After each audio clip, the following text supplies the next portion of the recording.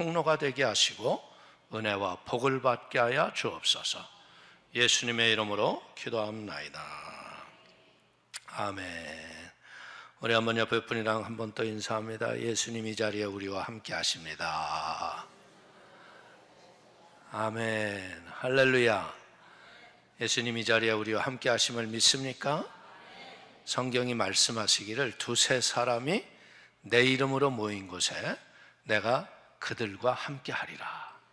우리 눈에는 안 보이고 손에는 안 잡혀도요, 우리 성도님의 마음속에 하나님에 대한 기대와 소망을 주시고 마음의 기쁨을 주신 거, 이 자리에 성령님 우리와 함께 하시는 증거인 줄로 믿습니다.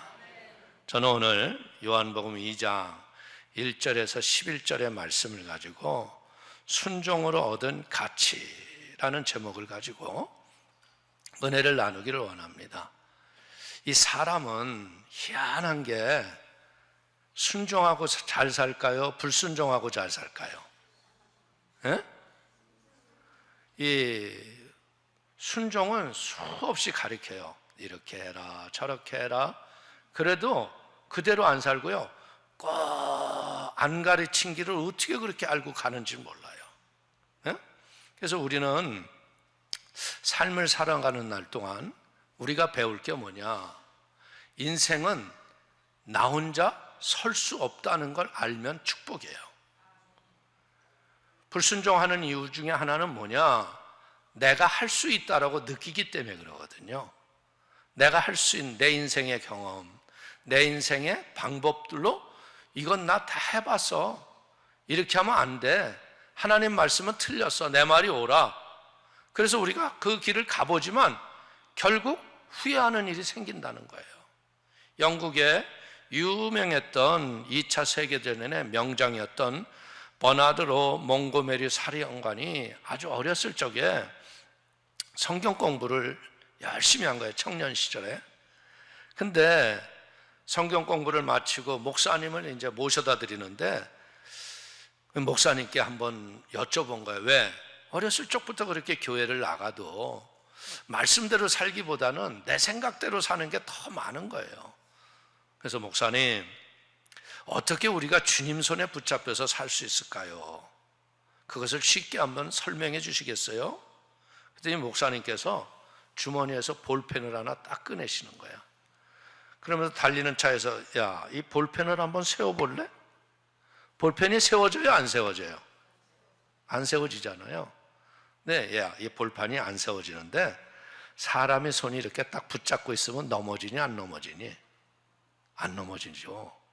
마찬가지야. 볼펜이 스스로 쓸 수 없는 것처럼 사람이 이 손으로 붙잡으면 이게 세워지지 않니? 마찬가지인 거야. 우리의 인생이라는 게 네 힘, 네 삶의 방법으로 살려고 하면 네 인생은 바로 못 살아. 그래서 우리가 살아갈 적에 하나님의 손에 붙잡혀야 하나님이 우리의 인생을 바로 살게 하시는 것이다. 우리가 집에서 자녀를 이렇게 길러보면 알지만요, 애들이 어렸을 적에 이제 부모님하고 어디 이제 기분 좋은데 놀러 가요. 놀이공원을 가거나 뭐 자기의 마음에 좋은 데를 가요. 그럼 애들이 막 들떠가지고 빨리 가자고 그러잖아요. 그럼 애들이 갈 적에 대부분 어떻게 해요? 부모님이 손을 꼭 잡으려고 그러면 내가 잡아. 그리고 애들이 부모의 손을 붙잡아요. 근데 문제는 뭐예요? 애들이 부모님의 손을 붙잡으면요, 가다가 돌부리에 걸리거나 잘못돼서 넘어지려고 할 적에 애들이 붙잡으면 자기 힘이 자기 몸을 의지하지 못하기 때문에 그냥 넘어지고 꼬꾸라져요. 그러나 만약에 부모님이 애 손을 꽉 붙잡았으면 어떻게 해요? 애가 돌부리에 걸려서 어이구 그러면 어떻게 쑥 잡아당기면 넘어질 것도 세워진다는 거예요. 오늘 신앙이라는 게 바로 그거거든요. 많은 분들이 어떻게 생각하냐면 나는 하나님과 동행해, 나는 말씀대로 살아. 그런데 하나님의 말씀에 붙잡혀서 살아야 그게 동행인데 내가 좋은 것만 취하는 거예요. 내가 편한 것만 하는 거예요. 그래서 이거는 아니야, 이거는 아멘, 이거는 노멘. 그래서 취사 선택을 하다 보니까 어떻게 돼요? 인생에 환란이 오고 어려움이 올 적에, 그때 무슨 일이 생길 적에 우리는 쉽게 무너진다는 거예요. 그래서 우리가 이렇게 예배를 드리고 말씀을 듣고 기도를 하는 이유는 뭐냐? 하나님의 그 강한 손에 붙잡힌 바 된 확신을 가져야 돼. 저는 제가 인생을 살면서 느끼는 게 뭐냐, 참 저는 목사를 안 하려고 굉장히 도망 다닌 사람이에요. 왜? 나 같은 사람이 목사하면 야, 한국교회 큰일 난다, 이렇게 죄 많이 짓고 내 멋대로 살았던 사람이 목사를 하면 세상 사람들이 얼마나 비아냥거리겠냐 교회를. 그 주의 종을 안 하려고 그랬어요.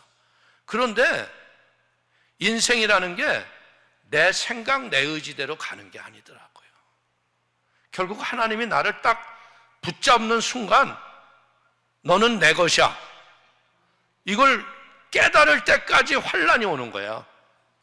결국 여러분들, 이 주의 종은 제가 보기엔 그래요. 자기가 좋아서 자원하는 사람들은 별로 오래가지 못하고 쓰러지고 넘어져요. 그러나 하나님의 강한 임재와 함께 그분 앞에 손에 딱 붙잡힌 사람은요, 무슨 일이 일어나도 넘어지지 않고 쓰러지지 않고 하나님이 축복으로 채우실 걸 믿기를 주의 이름으로 축원을 드립니다. 오늘 우리 본문 배경은 우리 성도님들이 너무나 잘 아는 얘기 아니에요? 예수님이 처음 혼인잔치에서 기적을 베푸셔서 제자들이 예수님을 믿기 시작했더라 그랬어요. 근데 놀라운 건 뭐예요? 사람들은 먼저 좋은 것을 내고 나중에는 나쁜 것을 내는데 이 집에서는 어떻게 했대요? 더 좋은 것을 내었더라. 결국 우리가 예수님의 강한 은혜의 손에 붙잡히면 어떻게 돼요? 내 인생이 더 좋은 것이 내지는 축복이 임할 걸 믿으시길 주의 이름으로 축원을 드립니다. 그래서 신앙생활하는 거예요. 우리가 들여다보세요. 신앙생활 우리가 했을 때의 모습과 지금 한참 지난 후의 모습은 그때에 비하면 지금 얼마나 내가 좋아졌어? 말할 수 없을 정도로 좋아졌잖아요. 그럼에도 불구하고 인생이라는 건 뭐냐? 인생이라는 건 모자라는 거다. 여기 혼인잔치를 했는데 유대인들의 이 혼인잔치는 일주일을 넘게 하는 거예요. 그러니까 준비도 얼마나 철저하게 했겠어요. 근데 문제는 뭐예요? 문제는 이 집에 포도주가 모자랐다는 거예요. 우리가 알다시피 인생은 뭐예요? 아담과 하와가 동산에서 선악과 따먹고 에덴 동산에서 쫓겨난 이후부터 우리의 인생은 뭐예요? 아무리 많은 것을 갖다 줘도 모자란 게 인생이야. 저는 이 여의도 순복음교회에서 실업인 연합회라는 실업인들이 이 자체하는 그런 기관에서 담임 목사를 했는데 뭐 회장님도 있고 뭐 사장님도 있고 많은 진짜 지도자급 사람들이 많으시죠. 그래서 제가 사업장마다 가서 물어봤어요. 사업이 너무 잘 되고 돈도 많고 막 경영이 너무 잘 돼서 모자라지 않죠 이제? 그랬더니 무슨 말을 그렇게 하세요. 이게 보기에 좋죠. 빛 좋은 개살구예요. 아무것도 없어요. 지금 모자란 거 천지예요. 아니 내가 보기에 모자랄 게 없는데도 다 모자라대. 왜? 이 땅은 무엇으로도 채워도 채울 수 없는 게 세상이다. 근데 놀라운 건 뭐냐면 우리의 영과 육에 하나님의 성령이 충만함이 오면 바울이 고백처럼 그렇게 하는 거예요. 내가 아무것도 없는 자 같으나 나는 모든 것을 가진 자로다. 여러분들 진짜 우리가 성령의 권세와 은혜와 능력이 오면요 아무것도 없는데 모든 것을 가진 것과 같은 하나님의 은혜가 있다는 거예요. 그래서 오늘 우리 예배를 통해서 우리가 배울 건 뭐냐? 그럼 우리의 모자란 걸 어떻게 채울 수 있느냐? 이 지혜를 어떻게 얻을까? 그건 딴 게 아니라 하나님의 말씀 앞에 순종하며 살면 하나님의 부족함이 없는 은혜와 축복이 있을 걸 믿기를 주의 이름으로 축원을 드립니다. 오늘 보십시오. 노아는요, 그 하나님이 세대가 시집가고 장가가고 먹고 마시며 퇴역할 대로 퇴역을 했어요. 폐역한 이 세상을 보고 노아에게 무슨 명령을 해요? 넌 아라산 중턱에 가서 배를 만들거라. 근데 노아는요, 조선 기술에 대해서 아무것도 아는 게 없어요. 하나님이 그냥 치수를 정해주시고 규격을 정해주셔서 이렇게 3층으로 해서 배를 만들라. 그래서 그냥 배를 만드는데 어떻게 했어요? 역청을 치라고 그냥 묶은 거예요. 그냥 계속. 그런데 보세요. 노아의 방주는요, 40주 40야 하늘 궁창이 터지고 땅의 궁창이 터졌다는 거예요. 이것은 무엇을 뜻하냐면 하늘에서도 비가 그냥 막 바가지로 쏟아붓듯이 쏟아붓고요, 땅에 물이 솟아오르는 거예요. 요즘에 보면 국지성호우라는 게 바로 그런 거 아니에요? 그런데도 어떻게 했어요? 노아의 방주는 40주 40야의 폭풍 후에 배가 하나도 상하지 않았어요. 그대로 버텼어요. 그런데 여러분들, 얼마 전에 인간들이 타이타닉호라는 걸 만들었잖아요. 그들이 배를 만들었을 때 뭐라 했어요? 세계에서 어떤 폭풍에도 견딜 수 있는 배다. 어떤 태풍이 와도 이겨낼 수 있다.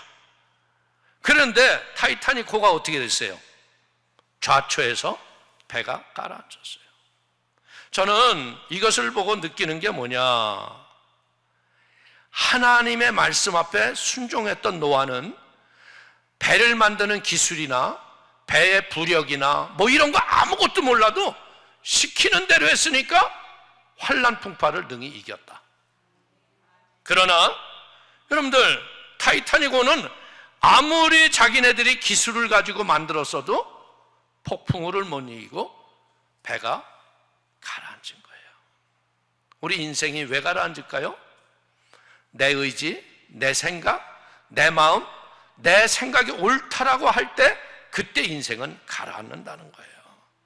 오늘 사랑하는 성도님들, 성경의 말씀처럼 하나님의 미련한 자들이 구원을 얻는 거예요. 말씀을 보면 우리 이성과 논리하고 안 맞을 때가 얼마나 많아요. 말도 안 되는 얘기 같지 않아요? 근데 그 말씀을 믿을 때 창조주의 지혜를 우리가 얻는 거예요. 이 지혜는 어디에서 오는 거예요? 우리가 말씀 앞에 순종할 때 하나님이 우리에게 주시는 선물인 걸 믿기를 주의 이름으로 축원을 드립니다. 그래서 이 순종이라는 건 뭐냐, 마태복음 7장 24절의 말씀처럼 그러므로 누구든지 나의 이 말을 듣고 행하는 자는 그 집을 반석 위에 지은 지혜로운 사람 같으리니. 말씀대로 살면요, 바람이 나고 창수가 나도 집이 무너지지 않습니다. 그러나 말씀과 상관없이 살면 어떻게 돼요? 그는 모래 위에 집은 집 같아서 바람이 나고 창수가 나면 무너지고 만다는 거예요. 우리가 순종한다는 건 뭐예요? 내 인생에 결코 흔들리지 아니하고 내 삶의 우선순위, 삶의 순서가 바로 정해져 있다는 거예요. 그렇기 때문에 여러분들, 우리가 이런 세상에서 큰 그냥 대형 사고, 인사사고가 나는 이유가 뭐예요? 사람들이 아무리 어렵고 힘든 위기가 오더라도요, 그 대책에 세워진 그 안전 수칙에 따라서 행동하면요, 그렇게 사람이 많이 인사사고가 안 나요. 근데 인사사고가 나는 이유는 뭐예요? 그거와 상관없이 나만 살겠다고. 그러니까 앞에 나가던 사람이 하나 자빠지면 연이어 자빠지기 시작하니까 상상할 수 없는 사고가 우리에게 나타나는 거예요. 결국 우리가 이렇게 기도원에 오셔서 예배하고 기도하고 찬송하는 이유는 뭡니까? 우리 성도님들이 삶의 우선순위를 정하는 하나님의 지혜를 얻는 걸 믿기를 주의 이름으로 축원을 드립니다. 그래서 우리가 하나님 앞에 믿음으로 순종하는 사람이 모아야 되는 거예요. 하나님의 가족이 되는 거예요. 예수님께서 이제 그 가족들이 있으니까 니네 가족이 저기 왔다 얘기하지 않아요? 그러니까 예수님이 뭐라고 말씀하십니까? 마태복음 12장 50절에 말씀하시기를 누구든지 하늘에 계신 내 아버지의 뜻대로 하는 자가 내 형제요 자매요 어머니니라 하시더라. 오늘 사랑하는 성도님들, 내가 하나님의 말씀에 순종하는 이유가 뭐예요? 하나님을 내가 아버지라고 부르는 자녀가 된 확신이 있는 사람이 믿음으로 순종하는 거예요. 여러분들, 우리가 보자면 가족이 아니면 남의 집 아버지 얘기를 들어요, 안 들어요? 안 들어요. 아무리 나쁜 짓을 했더라도 이웃집 어른이 와서 너 그러면 안 돼 그러면 귀중에 소리도 안 들려요. 그러나 내 아버지가 와서 아니라고 하면 사람들은 바꾼다는 거예요. 오늘 자녀가 됐다는 것은 뭡니까? 자녀가 됐다는 것은 구원의 확신을 받은 자가 자녀가 되는 걸 믿으시기를 주의 이름으로 축원을 드립니다. 자녀가 되면 하나님이 주시는 은혜가 뭐예요? 우리가 생각하는 것이나 구하는 것보다 항상 더 좋은 것으로 만족해 하셔서 다윗의 고백처럼 결국 우리를 뭐예요? 푸른 초장과 쉴만한 물가로 인도하는 걸 믿기 때문에 우리가 말씀에 순종하는 걸 믿으시기를 주의 이름으로 축원을 드립니다. 오늘 이 가나의 혼인잔치에서 우리가 배우는 건 뭐예요? 이 종들이 순종한 결과로 뭐가 와요? 물이 변하여 포도주가 됐다. 오늘 사랑하는 성도님들도요, 이 말씀의 순종을 통해서 인생에 물같이 가치 없던 것들이 포도주와 같이 가치 있는 생명의 은혜와 축복을 받게 되기를 주의 이름으로 축원을 드립니다. 오늘 우리는 여기에서 한번 보십시오. 지금 모자라는 것은 포도주예요. 그런데 예수님이 어떻게 하라고요? 결례통에다가 물을 갖다 아구까지 채워라. 이게 결례통에 물이 한두 통 들어가는 게 아니에요. 그러면 이들이 그렇게 얘기할 수 있잖아요. 예수님, 이 사람들이요 벌써 잔치집에 들어갈 적에 손발 다 씻고 들어갔습니다. 물 필요 없습니다. 지금 이 집에 모자라는 건 포도주지 물이 아니라고요. 근데 오늘 마리아는 뭐라고 그랬습니까? 무엇이든지 시키는 대로 해라. 오늘 우리는 살아가는 날 동안 우리 신앙에서 예수님을 인격적으로 만났을 때가 언제일까요? 우리의 삶이 잘 됐을 때? 우리의 삶이 편했을 때? 아니죠. 인생에 길이 없을 때예요. 과연 나는 여기에서 살아남을 수 있을까? 과연 나는 이 질병과 위기에서 나는 건강을 회복할 수 있을까? 우리의 무너진 가정이 다시 사랑으로 회복이 될 수 있을까? 이런 인간의 힘으로 해결할 수 없는 위기의 절망이 있을 때 그때 우리는 예수님을 만난다는 거예요. 그래서 우리는 그때 여러분들 그 위기 가운데에서 방법이 없잖아요. 길이 없잖아요. 그러니까 어떻게 되는 거예요? 어쩔 수 없다 보기 때문에 말씀을 믿고 순종하기보다는 길이 없기 때문에 그 길을 그냥 억지로 끌려가다시피 끌려간 거예요. 근데 생각지도 않았게 끌려왔던 순종이었는데 거기에서 하나님의 역사가 일어나잖아. 놀라운 일이 나타나는 거예요. 그러면서 어떻게 되는 거예요? 없던 믿음에 겨자씨만한 믿음이 생기기 시작하면서 인생의 변화와 축복이 오는 걸 믿게 되기를 주의 이름으로 축원을 드립니다.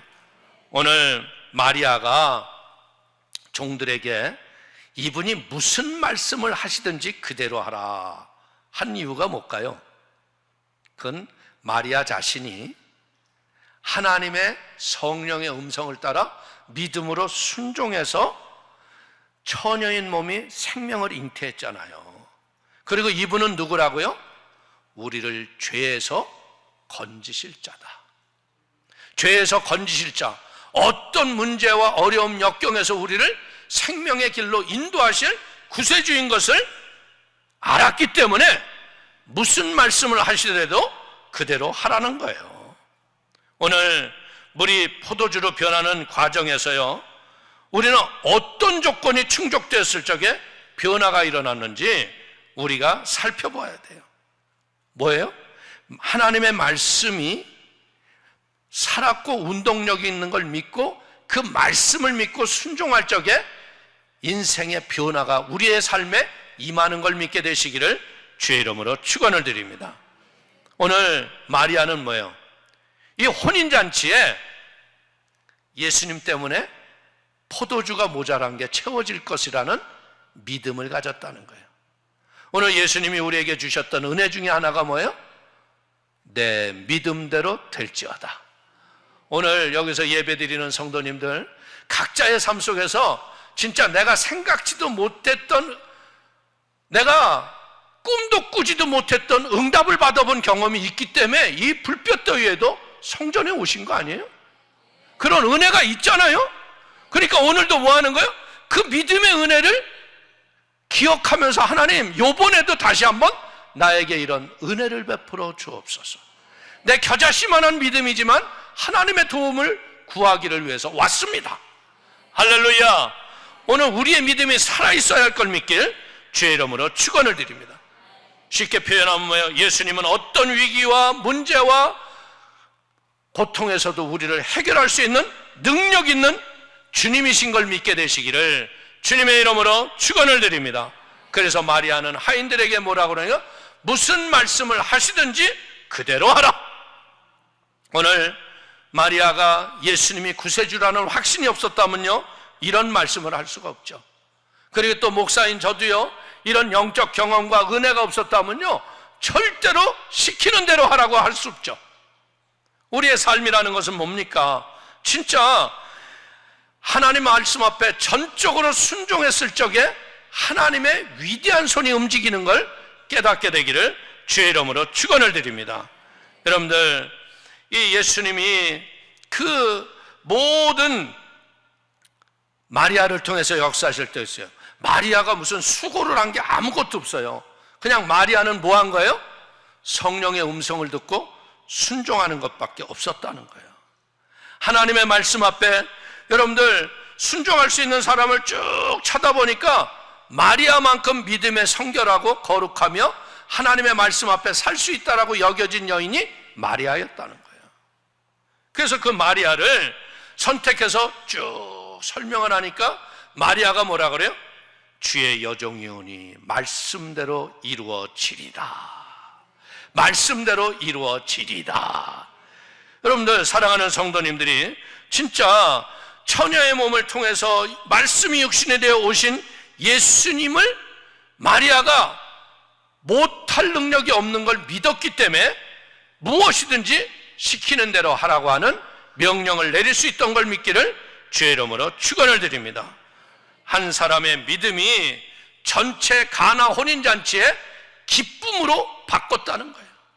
오늘 사랑하는 성도님들, 여기에 모인 성도님들은 다 섬기는 교회가 다르고 삶의 모습이 다 다르지만 여러분 한 사람 때문에 여러분의 공동체가 살아나고 하나님의 영향력을 미치는 복 있는 사람들이 되시기를 주의 이름으로 축원을 드립니다.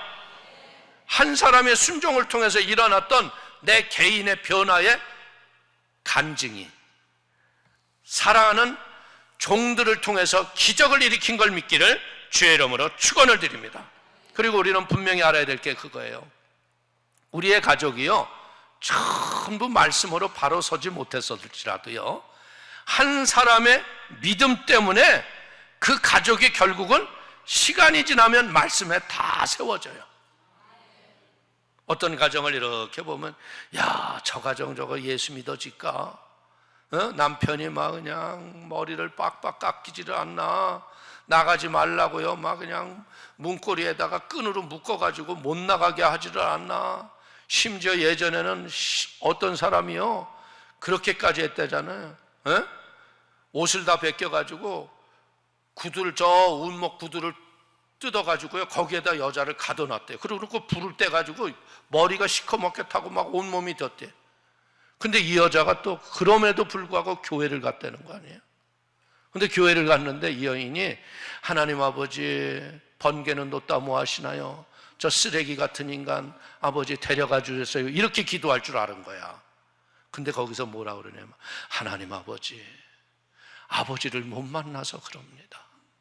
하나님, 나는 살아계신 하나님을 만났기 때문에 내 삶이 튀고 내 머리가 거슬러졌지만 그래도 핏값 주고 사신받은 구원의 은혜가 감사해서 내가 자살할 수 없는데, 하나님 아버지, 성경은 분명히 말씀하시기를 주 예수를 믿으라, 그리하면 너와 내 집이 구원을 얻으리라 하지 않았습니까? 하나님이 분명히 우리 집에 구원의 은혜를 주시려고 나를 먼저 구원했사오니 아버지, 저 남편의 완악한 귀신을 쫓아내 주시고 구원케 하여 주옵소서. 여러분들, 마누라 때려잡으려고 몽둥이 갖다 들고 갔던 남편이 거기서 그냥 깨지는 거야. 그래서 구원받고 은혜 받은. 여러분들, 우리의 한국 구원사에서 얘기를 보면요, 진짜 이루 말할 수 없는 핍박 속에서 가족 구원이 이루어진 걸 우리는 많이 봅니다. 우리는 알아야 돼요. 우리 가족이 전부가 믿음에 섰기 때문에 쓰는 게 아니에요. 오늘 이 불볕더위에 믿음으로 나와서 금식하고 하나님을 향하여 기도하는 당신 때문에 여러분의 가정 속에 물이 변하여 포도주가 되는 기적이 일어날 걸 믿기를 주의 이름으로 축원을 드립니다. 마리아 한 사람 믿음 때문에 어떻게 했어요? 혼인잔치에 더 큰 기쁨을 준 거예요.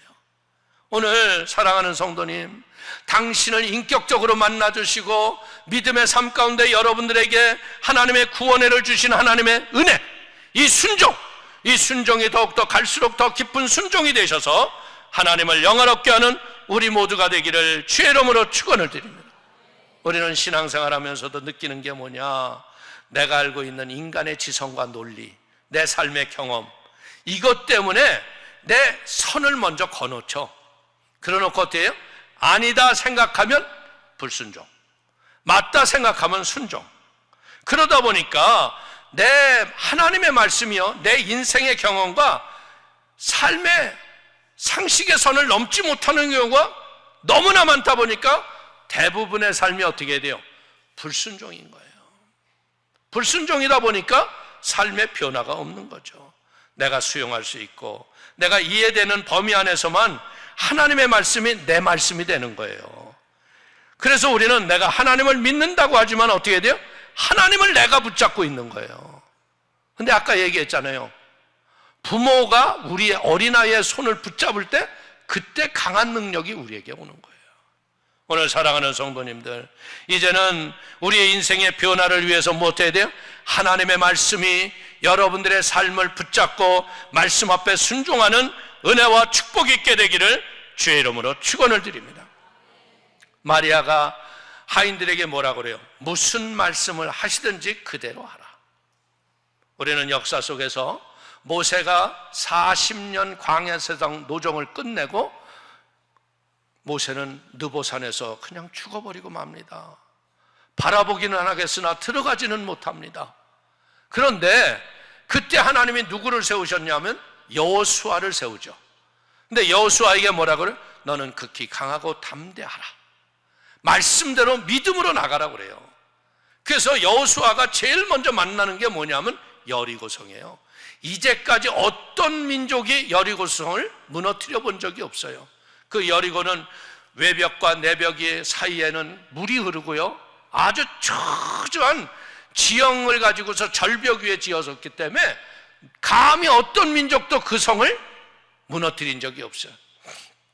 근데 하나님이 뭐라고 그래요? 여리고 앞에서 하루에 한 바퀴씩 돌고 일에는 7바퀴를 돌고 7바퀴를 돌할 적에 하나님이 이 성을 너에게 주셨다고 선포해라. 이게 말이 됩니까? 성이라는 건요, 무슨 큰 나무를 갖다가 그냥 성벽을 부시든지 사다리를 높은 걸 만들어서 그냥 타고 올라가서 거기에 사람들을 죽이든지 둘 중에 하나를 해야 되는데 이건 매일 그냥 쨍볕에 한 바퀴씩 돌고 돌아와서 그 다음에 한 바퀴 돌고 말도 안 되잖아요. 근데 성경은 어떻게 돼 있다고 그래요? 이랬째 하나님이 이 성을 우리에게 주셨느니라고 선포하는 그 순간에 여리고는 무너지는 거예요. 그리고 난 다음에 만난 게 뭡니까? 보리를 거두는 시기에 요단강이 물이 가득 흐를 때인데 거기를 건너가야지. 이제는 가나안 땅을 정복하는 첩경인데요, 하나님이 배도 없죠. 어찌할 바를 몰라요. 근데 뭐라고요? 지파에서 제사장 한 명을 데려다가 어깨에 법궤를 메고 흐르는 요단에 발을 디밀어라. 그러면 내가 흐르던 물을 멈추게 하리라. 여러분들, 물을 쌓을 수 있는 사람 손 들어봐. 물은 그릇이 있으면 담을 수는 있어도요, 물을 어떤 공간에다 쌓는다는 건 이건 말이 안 되는 거예요. 그런데 하나님이 어떻게 해요? 말씀대로 법궤를 짊어매고 발을 딛는 순간 흐르던 물이 쌓이더라. 오늘 우리는 여기서 배워야 할 것이 두 가지입니다. 여리고성에서 어떻게 해야 돼요? 말씀대로 선포하는 걸 배워야 돼요. 하나님께서 너에게 이 성을 주셨느니라. 믿음으로 선포하는 걸 배우고요. 그 다음에 뭐 하는 거예요? 마귀가 믿음의 법궤를 메고 십자가를 걸머지고 내 발을 내딜 때 세상의 죄가 쌓여지는 역사가 일어날 걸 믿으시길 주의 이름으로 축원을 드립니다. 그리고 난 다음에 여호수아는 어떻게 해요? 그 가나안 모든 땅을 점령하고 전쟁에서 승리하는 거예요. 오늘 우리는 분명한 것이 뭡니까? 이것은 뭐예요? 순종했기 때문에 약속의 결과를 얻은 걸 믿길 주의 이름으로 축원을 드립니다. 오늘 가나 혼인잔치 하인들도요, 순종을 해서 물을 아귀까지 채운 거예요. 아귀까지 채웠다는 건 뭐예요? 물 항아리 꼭대기까지 찰랑찰랑 채웠다는 거죠. 오늘 근데 이 하인 입장으로 보면요, 뭐 때문에 물을 여기다 넣었다가 또 길러서 또 갖다 줘요? 그냥 떠서 잔치상에 갖다 주지. 응? 그런데 하인들은 어떻게 했다고요? 결례통에다 넣었다가 그 다음에 거기서 다시 퍼서 잔치상에 갖다 줬다. 오늘 아기까지 채웠다는 것은 뭐냐? 순종을 하실 적에 형식적으로 의식적으로 한 게 아니라 적극적이고 긍정적으로 더 열심히 순종했다는 거예요. 그리고 거기에서 또 다시 퍼서 갖다 주었다. 여러분들, 이것은 뭐예요? 어디서 물이 포도주가 되는 기록은 없잖아요. 근데 뭐예요? 사람들이 맛을 볼 적에 물이 아닌 포도주가 바뀌어 있다는 거예요. 오늘 뭐예요? 사람들은 이것이 어디서 났는지 몰라도 물떠온 하인들은 알더라. 오늘 이게 영어로 뭐 하는 거예요? 불순종하는 사람들은 이런 영적 가치의 변화와 맛을 못 느끼고 사는 게 신앙생활이에요.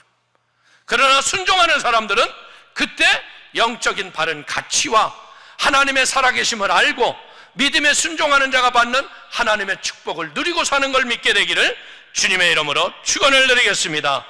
오늘 종들이 결례통에다 갖다 넣고 또 그걸 다시 퍼서 갖다 주고 순종했던 이 아름다운 순종이 어떻게 보자면 바보 같은 행동 것처럼 보일 수 있어요. 어리석은 것처럼 보일 수 있어요. 그러나 이런 아름다운 어리석은 순종이 하나님의 기적을 일으킬 걸 믿으시기를 주의 이름으로 축원을 드립니다. 오늘 반응은 어디에서 나타났어요? 연회장에서 난리가 났죠. 먼저 좋은 것을 내고 낮은 것을 나중에 내는 것을 내는 이때까지 좋은 것을 주었다고. 오늘 우리는 이 결과를 보고 순종하는 게 아니라 인생은 뭐예요? 순종하면 결과가 좋아지는 걸 깨닫기를 주의 이름으로 축원을 드립니다. 그래서 성령 받은 성도들이 하는 일이 뭐예요? 그냥 말이 되든 안 되든 믿음으로 순종하는 거예요.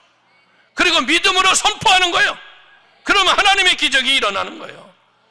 우리는 분명히 뭐라 그래요? 그 포도주를 맛보고 사람들은, 연회장 사람들은 어디서 났는지 알지 못하되 물떠온 하인들만 알더라. 오늘 신앙생활 하면서요, 한 가족이 같이 살아도요, 여러분들 순종한 아내만 아는 경우가 많잖아요. 불순종한 남편은 모를 때가 많다네요. 그래서 순종한 아내가 이게 하나님이 하신 일이 웃기는 소리 하고 앉았어요. 수고는 누가 했는데? 그리고 이러고 다툴 때가 많잖아요. 오늘 사랑하는 성도님들, 하나님의 말씀대로 순종하는 은혜를 통하여 순종한 사람만이 아는 하나님의 은총이 여러분의 삶 가운데 임하게 되기를 주의 이름으로 축원을 드립니다. 순종하여 행하는 사람 뭐예요? 영적 질서를 아는 사람이에요. 하나님이 먼저 그의 나라와 그의 의를 구하라. 그리하면 이 모든 것을 너에게 더하여 주시리라. 인생의 우선순위를 따라 믿음으로 살아가면 하나님의 믿음의 순종을 통하여 하나님이 기적을 일으키는 거예요. 오늘 아브라함이 그 천사들을 잘, 하나님의 사자들 대접을 잘 하잖아요. 그러니까 하나님께서 뭐라고 그랬어요? 내년 이맘때 네가 아들을 낳으리라. 그러니까 여러분들, 사라가 묻잖아요. 그러니까 하나님이 뭐래요? 여호와께 능치 못할 일이 있겠느냐? 기한이 이를 때가 내가 내게로 돌아오리니 사라에게 아들이 있으리라. 결국 사라는 이삭을 가슴에 품고 어떻게 돼? 하나님이 나로 웃게 하시더니 내가 웃는구나. 오늘 사랑하는 성도님들, 오전에도 드렸던 말씀이지만 여러분의 염려와 근심과 우수와 사례가 변하여 하나님의 웃음이 되는 하나님의 축복이 있게 되시기를 주의 이름으로 축원을 드립니다. 인생에 살아가는 날 동안 믿고 순종할 것인지 아니면 내 경험과 가치를 가지고 살 것인지 결정은 누가 해요? 하나님이 하시는 게 아니에요. 내가 하는 거예요. 그렇기 때문에 순종하기 전에 우리가 이 순종할 수 있는 힘이 어디에서 오느냐? 말씀을 많이 아는, 읽고 말씀을 내 것으로 가진 사람이 순종할 수 있다는 거예요. 왜? 성경에는 생각할 수 없었던 일들이 많잖아요.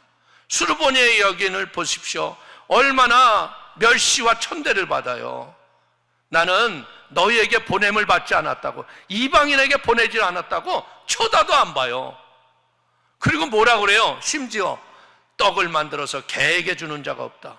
그러니까 이 여인이 뭐래요? 3차례 넘게 수모를 당해도요, 개들도 상에서 떨어지는 부스러기를 먹나이다. 왜? 예수님의 능력을 소문으로 들었고 예수님이 내 딸을 고칠 수 있다라는 믿음을 가졌기 때문에 기적이 일어났다는 거예요. 오늘 그런 믿음을 갖기를 바랍니다.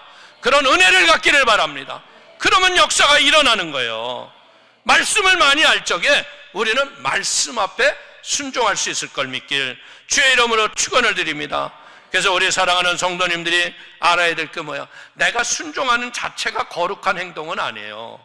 근데 우리가 순종하려고 마음에 작정하고 순종하는 그 순간 어떻게 돼요? 거룩한 은혜의 길에 우리가 들어설 걸 믿기를 주의 이름으로 축원을 드립니다. 우리가 하나님의 뜻을 받아들이고 그것을 행하고자 마음에 결정할 때 거룩하신 하나님이 성령의 은혜로 내게 임재하시면서 순종할 수 있었던 마음을 행동으로 옮길 수 있는 용기와 힘을 주시는 걸 믿길 주의 이름으로 축원을 드립니다. 그래서 우리가 십자가를 걸머지고 주님을 따라가서 교회사 속에 수많은 사람들이 자기 목숨을 들여서 순교하는 이유가 바로 그거 아니에요. 뻔한 죽음의 길인 걸 알아요. 그래도 바울이 로마에 가서 가이사에게 복음을 전하겠다는 뜻을 굽히지 아니하고 결국 로마까지 가서 복음을 전하고, 여러분 그 당시에는 바울이 너무나 바보 같은 짓을 하는 것 같아요. 그러나 막상 여러분들 이태리 로마 그곳에 가서 한번 바울의 흔적과 유적을 한번 보세요. 바울의 위대함이 거기에서 볼 수 있어요. 오늘 사랑하는 성도님들, 이제 우리는요, 순종은요 하나님의 뜻을 알았기 때문에 하는 행동이 아니에요. 순종은 뭐냐? 하나님의 명령이었기 때문에 그냥 단순히 순종하는 것이다. 오늘 예수님이 십자가에서 순종하셨기 때문에 어떻게 돼요? 죽은 자 가운데서 사흘 만에 살아기 때문에 우리가 그를 믿을 때 그의 성령의 능력이 죄를 이길 만한 권능을 주시는 거예요. 죄를 못 박을 권세가 우리에게 온 거죠. 그게 부활의 생명이 결국 뭐 하는 거예요? 세상을 이기고 하나님 앞에 쓰임받을 걸 믿기를 주의 이름으로 축원을 드립니다. 하나님의 뜻이 갈보리 십자가에서 예수님이 하나님의 뜻대로 순종했기 때문에 결국 어떻게 돼요? 그 십자가를 통해서 우리에게 구원을 주시고 죄 많은 세상에서 말씀대로 살아갈 수 있는 순종의 능력을 우리에게 주시는 걸 믿기를 주의 이름으로 축원을 드립니다. 순종은 뭐 하는 거예요? 예수 그리스도와 함께 생생한 교제를 하게 하는 것이고 하나님의 위대한 영원한 생명을 내 속에 끌어들이게 하는 하나님의 능력이다. 그 때문에 순종은 뭐 해야 돼요? 하나님의 음성을 들을 줄을 알아야 돼요. 여러분들, 하나님의 음성을 들으면 어떻게 돼요? 우리의 맹물과 같은 인생들이요, 포도주와 같이 가치 있는 인생으로 바뀌는 걸 믿기를 주의 이름으로 축원을 드립니다. 여러분들, 역사상에서 위대했던 인물들을 보면요, 다들 학교 선생님들이 뭐라 그랬어요? 바보라고 그랬어요. 보통 애들하고 공부 못한다고 그랬어요. 에디슨도 어떻게 했어요? 집에 돌려가서 학교 보내지 말라고 그랬어요. 근데 그 어머니가 에디슨에게 늘 얘기하는 거예요. 너는 하나님의 위대한 사람이야. 넌 하나님의 지혜가 있어. 그래서 에디슨을 통해서 전기와 모든 얼마나 많은 발명품을 발견합니까? 아인슈타인도 마찬가지 아니었어요? 여러분들, 너무나 머리가 좋아서 일반 사람들이 이해하지를 못했는 거예요. 근데 하나님이 믿음으로 말씀으로 사니까 하나님이 은혜로 승리하는 역사를 일으킨 걸 믿게 되기를 주의 이름으로 축원을 드립니다. 우리는 오늘 알아야 돼요. 우리가 어떤 행동을 통해서 하나님이 기적을 주시는 게 아니에요. 말씀을 믿는 믿음을 내 삶에서 어린아이와 같이 순종하면 맹물과 같은 물이 포도주와 같은 가치 있는 인생으로 바꿔주실 걸 믿으시기를 주님의 이름으로 축원을 드립니다. 우리는 오늘 자기 스스로를 봐야 돼요. 나는 어디에서 불순종을 하고 있는지, 나는 어디에서 내 마음, 내 의지, 내 뜻대로 살아가고 있는지, 이걸 자기의 영적인 지혜를 통해서 하나님 깨닫게 해달라고 했을 적에, 그걸 깨달아질 적에 우리가 그 불순종이 순종으로 바뀌어질 때 여러분의 인생에 막혔던 담은 열려질 것이고 하나님의 은혜와 기적이 여러분의 삶을 지배하게 될 걸 믿으시기를 주님의 이름으로 축원을 드립니다. 마지막 때예요. 우는 사자와 같이 삼킬 자를 찾는 악한 시대입니다. 저는 진짜 제가 베를린에 가서 10년 가까운 선교를 하다가 왔는데 여러분들 참 이민들이 얼마나 안타까우냐면요, 예배당이 내 교회가 없어요. 진짜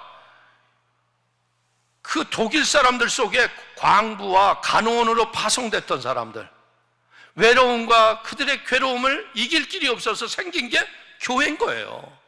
근데 교회가 대부분 어땠냐면 독일 교회가 오전 예배 드리고 나면 오후에 가서 그 예배당 잠깐 빌려 쓰는 거예요.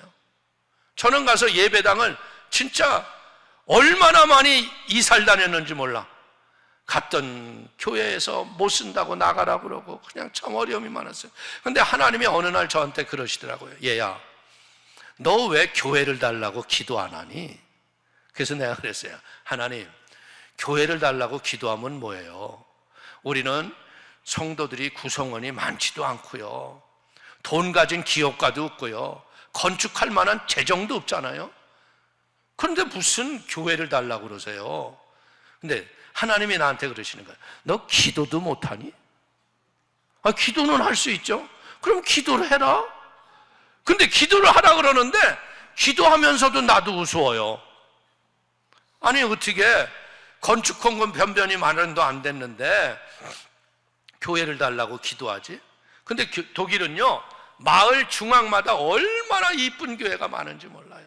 근데 그 교회가 다 텅텅 비어 있어요. 그래서 그때부터 제가 이제 기도를 했습니다. 하나님 아버지, 하나님이 저에게 기도하라고 했으니까 저는 그냥 순종하는 마음으로 기도합니다. 하나님, 우리 성도들이 마음껏 쓸 수 있는 예배당을 허락하여 주옵소서. 그러니까 어떤 성도님 와서 그래야 돼요. 목사님, 건축 헌금도 없고 그냥 기도도 너무 허황된 기도를 하지 마세요. 그냥 우리 괜히 마음만 등 떠가지고 그냥 지금 우리가 마지막에 쓰던 교회는 어떤 교회냐면요, 스테파누스 교회라고 프린체날레 40번째 있었던 교회인데 얼마나 멋있는 교회인지 몰라요. 벽돌집으로 돼가지고서 거기에는 어떠냐, 우리가 청국장을 끓여 먹어도 아무 얘기들 안 해. 그만큼 우리가 월세를 많이 주고 있기 때문에 우리 마음대로 썼어요. 그런데도 뭐냐, 이 남이 거라는 거에 대해서 늘 성도들이 부담감이 있는 거야. 그러니까 간호원 광부로 여러분들 외국인 생활에서 찌들려 사는데 예배당마저도 마음대로 못 쓰니까 눌려 있는 거야. 그래서 그때부터 하나님 우리에게 예배당을 주옵소서. 그래서 그냥 나는 순종하는 마음으로 기도한 거예요.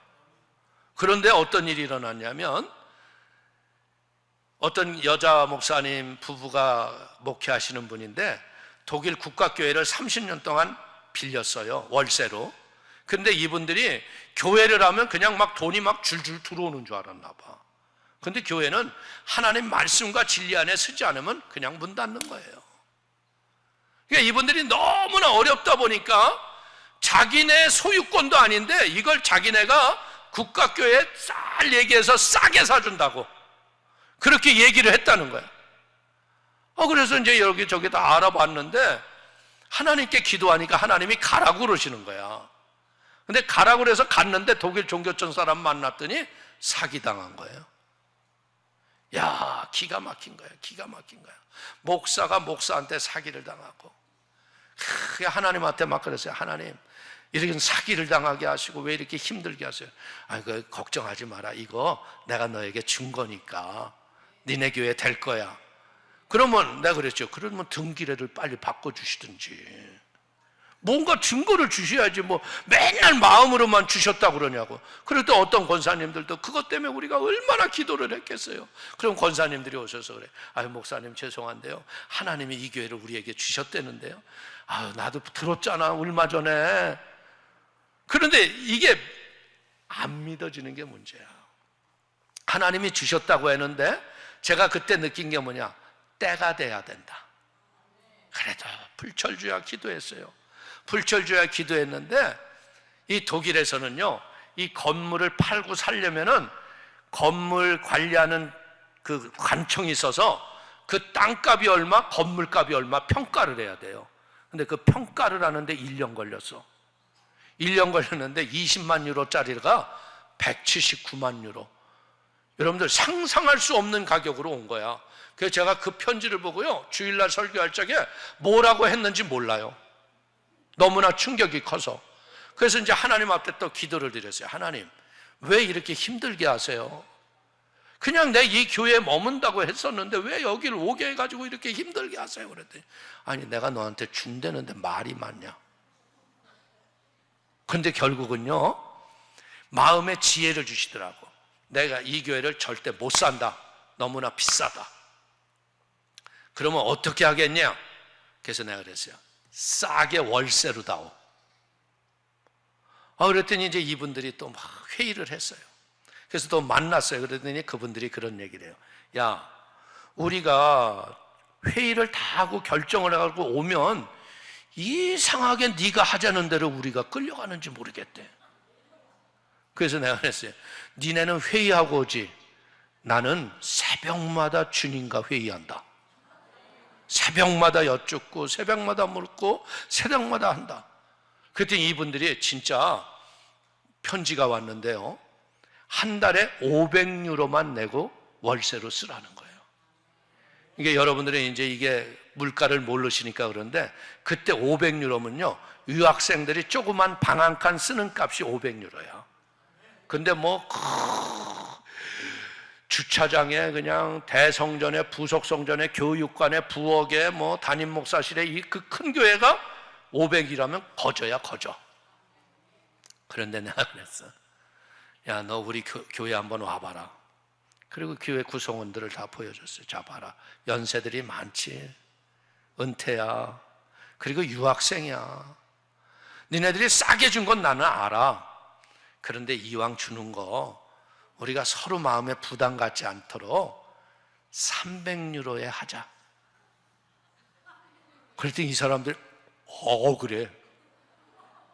그러더니 여러분들 진짜 300유로로 100년 쓰도록 계약을 했어요. 지금 베를린 순복음교회는요, 그 교회에서 얼마나 자유롭게 예배를 드리는지 몰라요. 월세가 그건 내는 것도 아니에요. 그냥 하나님이 주신 거예요. 제가 이 말씀을 드리는 이유는 뭐예요? 말도 안 되는 기도를 하라고 해도 해야 돼요, 안 해야 돼요? 근데 우리는 말도 안 되는 기도를 하라고 그러면 해요, 안 해요? 안 해. 에이, 쓸데없이 시간 낭비한다. 근데 아니에요. 하나님이 마음에 레마를 주실 때 믿음으로 기도하십시오. 기도한다고 세금 나오는 게 아니잖아요. 기도한다고 문제가 생기는 게 아니잖아요. 기도하면 길이 나는 거예요. 여러분들, 예수님의 길은요, 진짜 우리가 기도할 때 홍해가 마른 땅이 되는 하나님의 길이 나는 거예요. 때문에 기도를 통해서 여러분들이 인생의 물이 변하여 포도주가 되는 그런 가치 있는 복 있는 인생들이 되시기를 주님의 이름으로 축원을 드리겠습니다. 축원을 드리겠습니다. 기도하겠습니다. 하나님 아버지, 크신 은혜와 사랑을 너무나 감사합니다. 하나님, 오늘 사랑하는 성도들이 앞을 봐도 캄캄하고 뒤를 봐도 캄캄하고 사방에 우겨싸임을 당하여 낙심하고 좌절하고 낭망할 수 있는 어려운 위기 속에 있습니다. 그러나 우겨싸임을 당하여도 쌓이지 아니하며 거꾸로 뜨림을 당하여도 망하지 아니하는 하나님의 은혜가 우리에게 있습니다. 우리 사랑하는 성도들이 말씀에 순종하는 지혜를 얻게 하시고 말씀대로 순종하는 담대함이 있게 하여 주셔서 인생에 살아계신 하나님을 만나게 하시고 하나님께 영광을 올려드리는 은혜와 축복의 놀라운 역사가 임하게 하여 주옵소서. 하나님이 함께 하심을 감사하고 예수님의 이름으로 축복하기도 올려옵나이다. 아멘. 우리 오늘 이 시간 말씀을 생각하면서 말도 안 되는 것이라도 하나님이 기도하라고 그러면 기도는 하자. 할렐루야.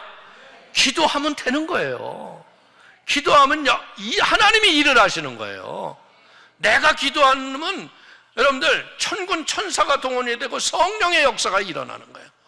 하나님 아버지, 나에게 기도의 권능을 부어 주옵소서. 나를 우울하고 답답하게 어렵게 하는 어둠이 물러가게 하시고 성령의 충만한 은혜를 부어 주셔서 물이 변하여 포도주가 되고 하나님의 기적을 체험하는 축복의 역사가 있게 하여 주옵소서. 우리 한번 합심으로 한번 통성으로 기도합니다. 주여!